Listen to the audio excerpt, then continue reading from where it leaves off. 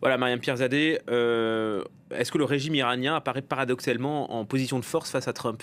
Non, il n'apparaît pas en position de force. Par contre, l'administration Trump et le président américain en premier semblent très surpris par la résistance du régime de la République islamique. Ça fait 17 jours que cette guerre, elle dure. Alors même si on voit effectivement de manière numérique que les missiles balistiques tendent à baisser vers Israël et aussi vers les pays du Golfe, ils ont quand même une capacité d'envoi de drones, ces fameux drones Shahed, qui se fabriquent en peu de temps, qui coûtent assez peu cher, et une capacité de nuisance également dans la région pour créer une sorte de guerre psychologique. Qui aurait pu imaginer qu'aux premières heures de la guerre, on aurait vu des missiles dans le ciel de Dubaï, qui est quand même vanté et vendu aux expatriés du monde entier comme l'un des endroits les plus sûrs de la planète. Donc le but, c'est de déstabiliser la région. Et en fait, la République islamique fait exactement, mais en application, toutes les menaces qu'elle a fait ces dernières années.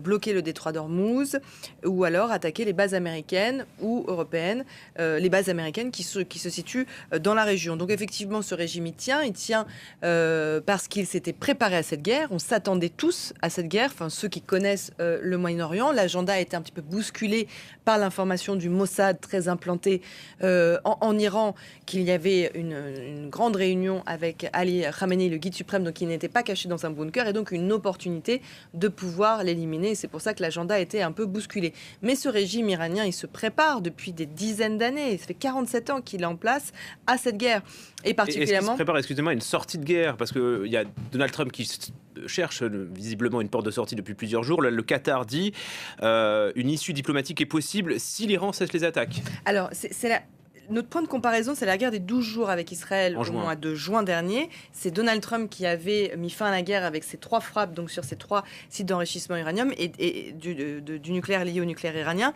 Et à l'époque, on savait que le régime avait laissé passer des messages comme quoi il fallait arrêter la guerre parce qu'il n'était plus en capacité de la mener. Là, on n'a pas l'impression qu'il y ait des messages en ce sens. Au contraire, et effectivement, comme Ali Khamenei, il ne faut pas oublier qu'il a été tué il y a 17 jours, qui était vraiment la ligne rouge du régime, les Iraniens, la République islamique veut répliquer.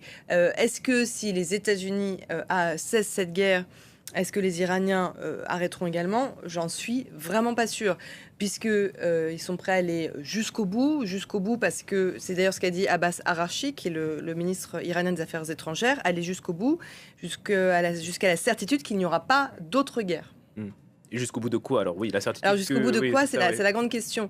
Le régime a démontré il y a déjà 2 mois qu'il est prêt à tuer des milliers de personnes dans la rue pour se maintenir au pouvoir, continuer cette capacité de nuisance, continuer cette guerre psychologique qui s'est emparée de tout le monde, la répression qui va s'abattre évidemment et qui s'abat déjà sur la population. Mais voilà, le régime s'est préparé à cette guerre. Donc après la guerre des 12 jours, ils ont mis en place une sorte de stratégie qui fait que chaque gardien de la révolution, chaque commandant a des successeurs qui sont nommés. Et là, ce qu'on voit, c'est que c'est vraiment les gardiens de la révolution qui étaient déjà une des facettes de ce régime, a totalement pris le contrôle des opérations.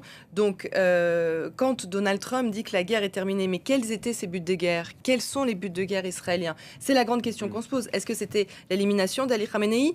Quelle est la conséquence de ça? Il a remplacé un Khamenei par un autre Khamenei, par son fils Mojtaba, qui est d'ailleurs absolument invisible, personne ne sait où il est.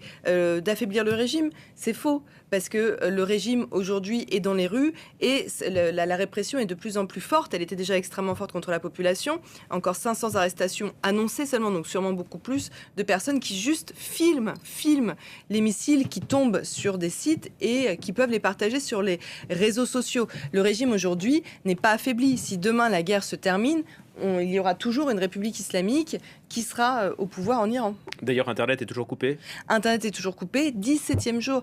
Quel pays au monde coupe sa population en temps de guerre d'Internet? Bien sûr. Et ça se durcit de plus en plus, puisque donc il y a les arrestations.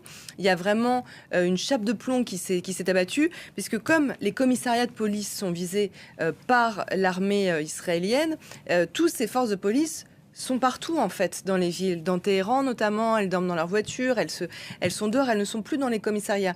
Et il y a des vidéos qui arrivent à sortir d'Iran, de rares vidéos où on voit des checkpoints qui sont installés dans des tunnels, des checkpoints qui sont installés dans les rues, et donc les Iraniens ont peur de sortir aussi pour ça. Donc aujourd'hui, le quotidien d'un Iranien, c'est les bombes israélo-américaines et la répression de la République islamique. Donc c'est invivable. Et aujourd'hui, je peux vous dire que la peur commune des Iraniens, c'est que cette guerre, elle s'arrête maintenant, alors que la page, elle est au milieu du livre. Il y en a évidemment, je ne peux pas parler au nom de 90 millions de personnes, parce que c'est évidemment des sentiments contradictoires et des sentiments différents, mais peur que ce régime reste et que la répression soit encore plus forte sur eux. Merci.